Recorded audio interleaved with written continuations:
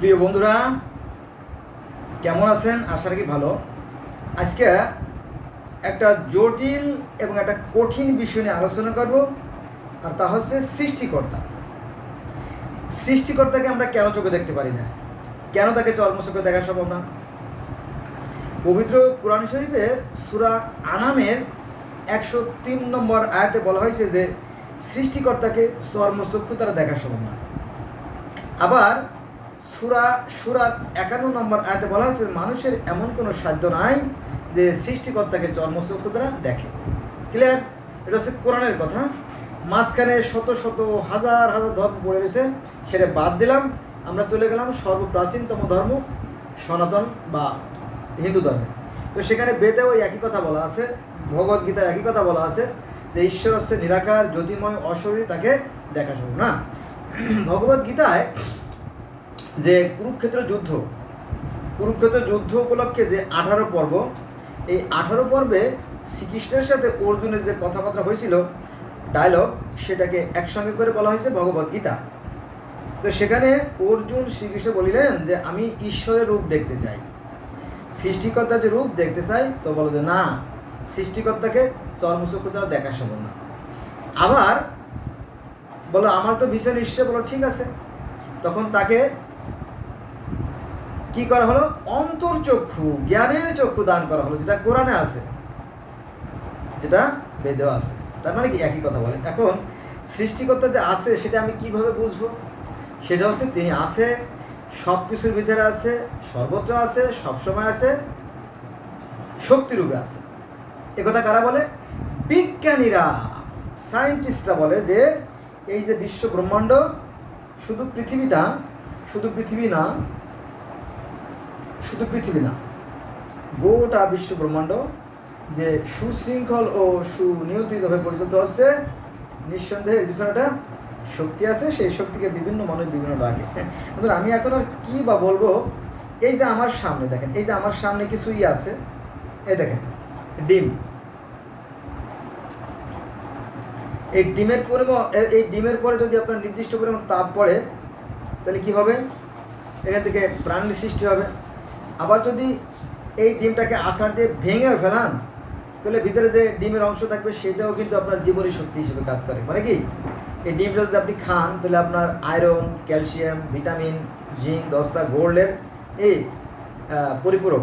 তার মানে এর ভিতরে কিন্তু শক্তি আছে। আপনি এই ডিমটাকে খেলে কাঁচাও খেতে পারেন, ভেজেও খেতে পারেন। তাহলে এই খাদ্যটা আপনার পাকস্থলীতে গিয়ে এটা কি হবে? প্রথমে পরিপাক হবে। পরিপাক হওয়ার পরে সেটা এই রাসায়নিক শক্তি পরে যান্ত্রিক শক্তিতে পরিণত হবে। ফলে আপনি কথা বলতে পারবেন, হাঁটতে পারবেন, বসতে পারবেন, চলতে পারবেন, তাই না?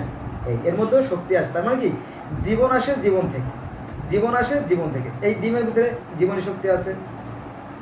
আবার এই ডিমের মধ্যেও জীবনী শক্তি আছে। দেখেন, এটা একটা মুরগির ডিম, তবে অনেক রকমের। আবার এইটার মধ্যে জীবনী শক্তি আছে, এর মধ্যে প্রাণ আছে। আপনি প্রচণ্ড গরমে কাজ করছেন, আপনার হিট স্ট্রোকের মতো অবস্থা, স্ট্রোক করে মারাও যেতে পারেন। আপনি শরবত খাবেন, অথবা আপনার ডিহাইড্রেশন শুরু হয়ে গেছে, আপনি শরবত খেলে আপনার জীবন রক্ষা পেতে পারে। এই পানি আপনার জীবন রক্ষা করবে, জানেন তো? স্যালাইন জীবন রক্ষা করে, তাই না? আবার এই যে একটা আছে দেখেন, অনেক, এটাও কিন্তু পৃথিবীর মতোই। দেখেন পৃথিবীটাও গোল, আর এটাও গোল, সবই গোল। তারপরে আসেন এই যে লটকল, কালকে রাত্রে লটকল খাইছিল, এই দেখেন এই যে লটকলের খোসা, এর মধ্যেও আছে জীবনী শক্তি। এটা মানুষের প্রাণ বাঁচাতে সাহায্য করে। কাঁঠালের বিচি হাতের কাছে যা পাইছিলাম তাই নিয়ে আসলাম আর কি। এর মধ্যেও আছে প্রাণ শক্তি, জীবনী শক্তি। এর ভিতরে আছে জীবনী শক্তি। বুঝবে না যারা মূর্খ, তারা বুঝবে না অবশ্য, যাদের জ্ঞানীদের জন্য আর কি। জানেন তো আমরা পৃথিবীতে যত, এই যে পৃথিবীতে, গোটা পৃথিবীতে যে গাছ আছে, এই পৃথিবীতে যত গাছ আছে, এই গাছ যদি এইগুলো না দিত, তাই না? যদি এই গম দেখা যায়, যদি এই সমস্ত বীজ না ফলতো গাছে, তাহলে আমরা মানুষ, কীটপতঙ্গ, পশু পাখি জীবজন্তু, মানুষ, মাছ সব কিছু পৃথিবী থেকে নিশ্চিহ্ন হয়ে যেত। এর ভিতরে আছে প্রাণ শক্তি। তার মানে কি সব কিছুর মধ্যেই সৃষ্টিকর্তা আছেন। আবার এই খাদ্য কিন্তু এর ভিতরে জীবনী শক্তি আছে। এটা খিচুড়ি, জানেন তো, তাই না? মূর্খ, আমার ভিডিও কিন্তু মূর্খদের জন্য না, জ্ঞানের জন্য। এই যে আমরা খাই, আমরা না খেলে কি বাঁচতাম? বেঁচতে পারতাম না। এই খাদ্যটা যখন আমাদের পাকস্থলীতে যাবে, তখন এটা পরিপাক হয়ে যে শক্তিটা আমরা পাবো, সেই শক্তিটা বিভিন্ন শক্তি কাজে লাগবে, তাই না? এই যে আমরা শব্দ তৈরি করবো, শব্দ শক্তি, তারপরে আমাদের মস্তিষ্ক যে কাজ করবে, বিদ্যুৎ শক্তি, তারপরে আমাদের যে চলন, যে যান্ত্রিক শক্তি, সব শক্তি কিসের ভিতরে? এর ভিতরে আছে। আর এই শক্তিগুলো কোত্থেকে আসে? সূর্যের তাপ থেকে আসে, তাই না? যদিও এখানেও আছে, দেখেন বাবা,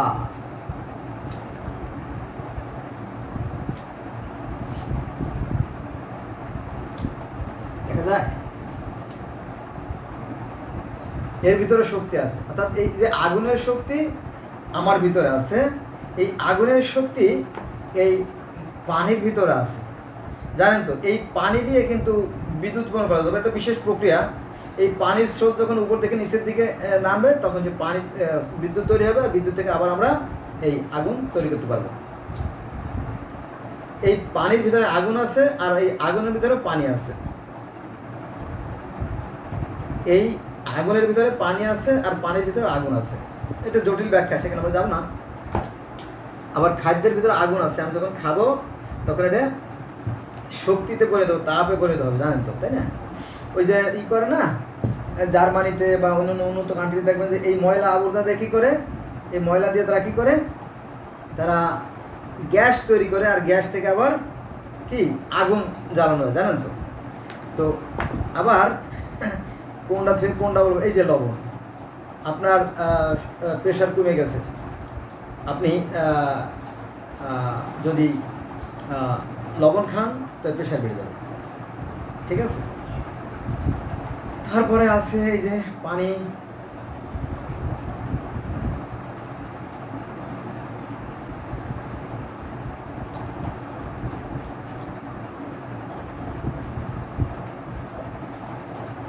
নাই এইগুলো সমস্ত শক্তি। আবার এই যে বাতাস, উপরে ফ্যানের শব্দ বুঝতে পারতেছেন, এই বাতাস, আর এই বাতাসটা তো খুব মোস্ট ইম্পর্ট্যান্ট মানে প্রোডাক্ট ইন আওয়ার বডি আর কি। এই বাতাস ছাড়া আমরা বাঁচতে পারতাম না, তাই না? এই বাতাস হচ্ছে পৃথিবীতে যত মাছ আছে তাদের জীবনী শক্তি, পৃথিবীতে যত কীট পতঙ্গ, যত পশু পাখি, যত জীব জন্তু, মানুষ আছে, সবারই জীবন শক্তি বাতাস, জানেন তো? এই বাতাস দিয়ে সৃষ্টিকর্তা প্রাণ সৃষ্টি করেন। এর ভিতরে বাতাস আছে, এর ভিতরে বাতাস আছে, এর ভিতরে দুইটা বাতাসের প্রকোষ্ঠ আছে। আপনি এই যে সাইডটা চ্যাপটা বেশি, এখানে একটা আছে, আপনার ছোট্ট একটা বায়ু প্রকোষ্ঠ আছে। আপনি ডিম ভাঙলে ভিতরে লক্ষ্য করবেন যে এই ভিতরে একটা বায়ু প্রকোষ্ঠ আছে, এখানে একটা বায়ু প্রকোষ্ঠ, আর ঠিক এর কেন্দ্রে অর্থাৎ কুসুমের মাঝখানে আর একটা বায়ু প্রকোষ্ঠ, দুইটা বায়ু প্রকোষ্ঠ আছে এই ডিমের ভিতরে। এবং প্রত্যেকটা ডিমের ভিতরে দুটো করে বায়ু প্রকোষ্ঠ থাকে। ঠিক মানুষের মধ্যেও ঠিক বায়ু প্রকোষ্ঠ আছে, জানেন তো? ফুসফুস বায়ু প্রকোষ্ঠ, আর বাইরের বায়ু প্রকোষ্ঠ আছে। বাইরে থেকে আমরা বাতাস নিচ্ছি, অতএব আমাদের ভিতরে একটা প্রকোষ্ঠ থাকার কথা না, তাই না? আসলে আমরা এই প্রকৃতির সন্তান, সৃষ্টিকর্তা আমাদের ভিতরে আছেন, আর আমরা সৃষ্টিকর্তার ভিতরে আছি। এটা জটিল ব্যাখ্যা, আমি বারবার বলতেছি, মূর্খদের জন্য না, মূর্খরা এগুলো বিষয় বুঝতে পারবে না।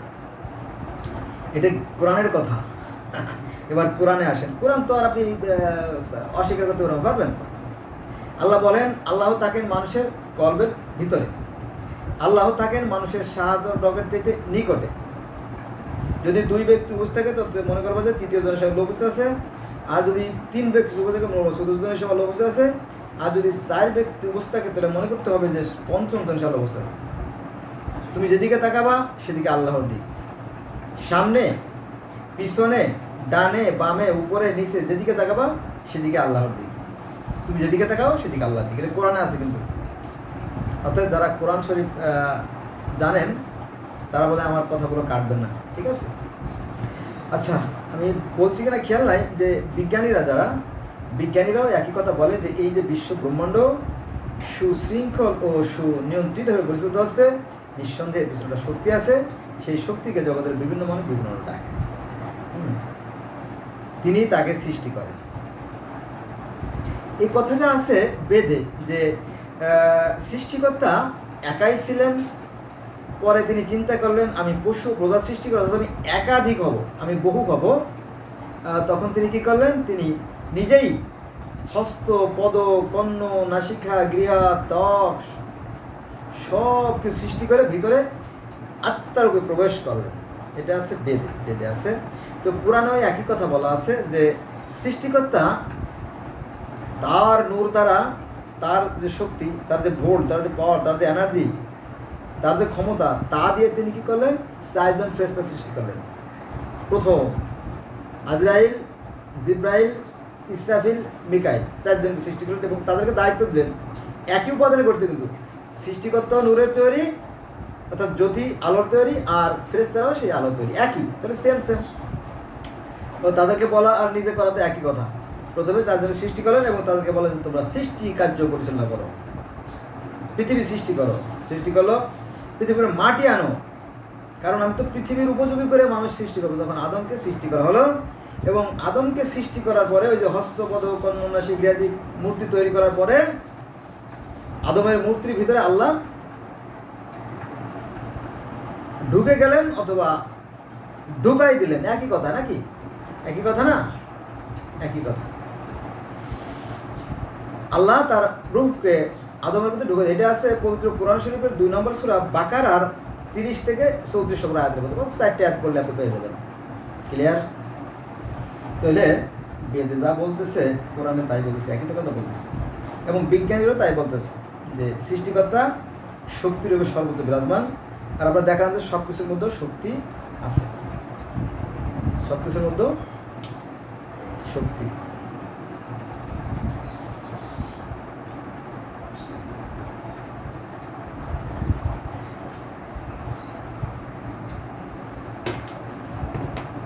সব কিছুর মধ্যে শক্তি আছে, সব কিছুর মধ্যে শক্তি আছে। বন্ধুরা, পানি তো খেয়ে ফেলাইছি, তাই না? পানি তো দেখান যাবে না, একটু বিট লবণ দেখাই, এর মধ্যেও শক্তি আছে। বিট লবণ তাহলে সৃষ্টিকর্তা আমার ভিতরে আছে আর আমি সৃষ্টিকর্তার ভিতরে আছি। ক্লিয়ার? এটা তার খেলা, হ্যাঁ তারই খেলা। তিনি কারো মুখাপেক্ষী নন, তিনি তার আপন মনে খেলে যান। আর তিনি একটু ব্যতিক্রম ধর্মী স্রষ্টা, কারণ তিনি এটা স্পর্শ করেন না। এই যে ডিমটা, এই ডিমটা যদি আপনি বালিশের মধ্যে রাখেন ফুটে বাচ্চা বের হবে, আপনি যদি কাঠের গুঁড়ির ভিতরে রাখেন তাহলে ফুটে বাচ্চা বের হবে, আপনি যদি তুষের ভিতরে রাখেন ফুটে বাচ্চা বের হবে, আপনি যদি ইনকিউবেটর মেশিনে রাখেন ফুটে বাচ্চা বের হবে। ঠিক আছে? খুব জাদুকরী জিনিস, ঠিক আছে, প্রাণের উৎস।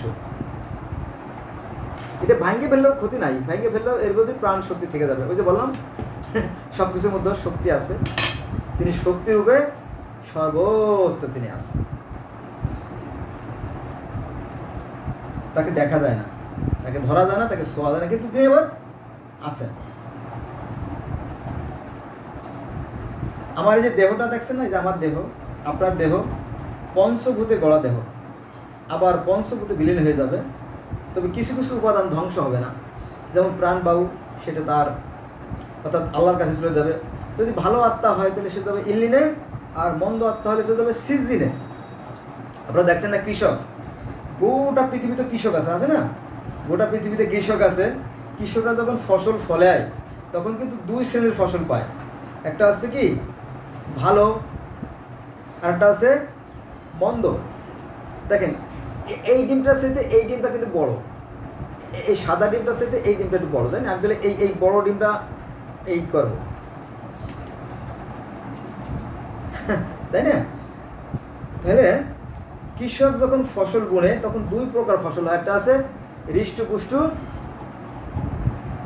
শ্বাস, ভিতরে শ্বাস আছে, ভ্রূণ আছে, আর একটা ফসল দেখা গেল যে তার ভিতরে ভ্রূণ নাই, অথবা পোকা খেয়ে ফেলছে, তাই না? পোকা মানে শয়তানে কোনো একজন মানুষের ক্ষতি করে দিয়েছে, ভিতরে খালি শয়তানি বুদ্ধি, সেই শয়তানটাকে আল্লাহ জান্নাতে ঢুকাবে? ঢুকাবে না। এই আর কি, দুইটা। সৃষ্টিকর্তার কাছে কোনো ধর্ম বলে কিছু নাই, তার কাছে আছে আপনার ভালো আর মন্দ। আর এই কথা কোরআনে বলা আছে, এটা আছে পবিত্র কোরআন শরীফের সূরা আল বাকারা আর ৬২ নম্বর আয়াতে। যারা সৃষ্টিকর্তায় বিশ্বাস করে, যারা সৃষ্টিকর্তায় বিশ্বাস করবে এবং সৎ কাজ করবে, তাদের জন্য আছে পরম সুখের স্থান জান্নাত, সৎ কর্মীদের জন্য। আর এই যে আমরা যে কলেমা পড়ি, লা ইলাহা